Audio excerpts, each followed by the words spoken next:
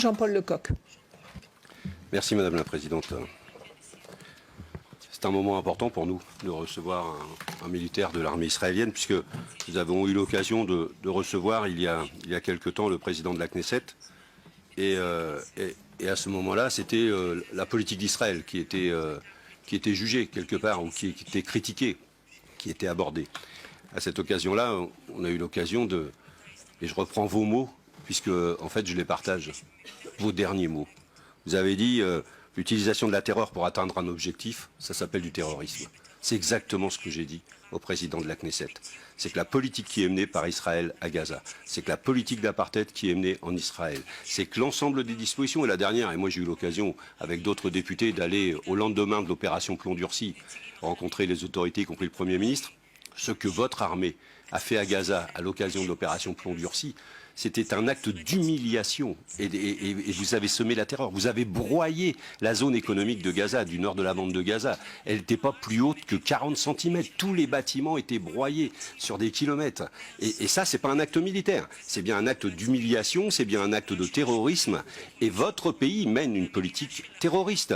Et donc, on a des terroristes en face de terroristes, si vous voulez. Vous êtes venus nous faire, avec les images à l'appui, et les Français qui vont suivre cette commission n'ont pas vu les images. Mais des images de propagande, vos images de propagande que vous distillez peut-être en Israël pour convaincre les Israéliens de financer votre armée, de financer vos actes. Moi, au moment où je vous écoutais, j'ai aussi une pensée pour Salah Hamouri. Parfois, dans les relations diplomatiques, on fait des actes. Quand la Chine a accueilli le président Macron, elle a fait un acte pour libérer un Français qui était en prison, et de manière à ce qu'on puisse avoir des relations, parce qu'il y avait un doute sur sa condamnation, etc. Et aujourd'hui, vous ne faites pas d'acte. C'est-à-dire Salah Hamouri, il en a repris pour 6 mois. On ne sait toujours pas pourquoi.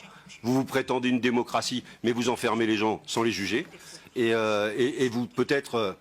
que quand on vous pose des questions embarrassantes, je l'ai vu tout à l'heure, sur la question de l'Iran, sur la question de la bombe atomique, vous dites, moi, je ne suis pas là pour faire de la politique. Vous faites de la politique depuis le premier mot que vous avez cité. Et vous ne répondez pas aux questions qui vous embarrassent. Alors, c'est vrai que vous êtes le bras armé de ces terroristes, de ce terrorisme d'État.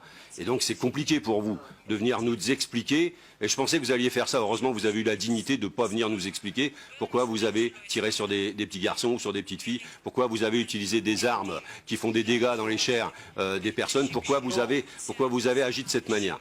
Vous prétendez défendre une frontière. La frontière, votre État ne l'a pas reconnue. Il n'y a pas de frontière. Et la ligne de Gaza, c'est une ligne d'armistice, mais qui n'est pas, que vous ne considérez pas, vous, votre État, comme une frontière. Et donc, vous ne défendez pas une frontière. Ensuite, la légitime défense s'entend d'État à État. C'est-à-dire, est-ce que vous avez eu en face de vous une armée qui justifiait la légitime défense de l'armée d'Israël au regard justement de la réglementation internationale. Et c'était pas le cas.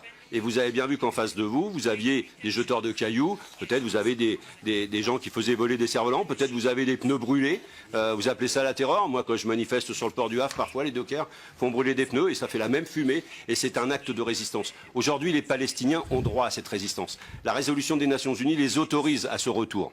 Les autorise, je termine Madame la Présidente, à retrouver leur terre.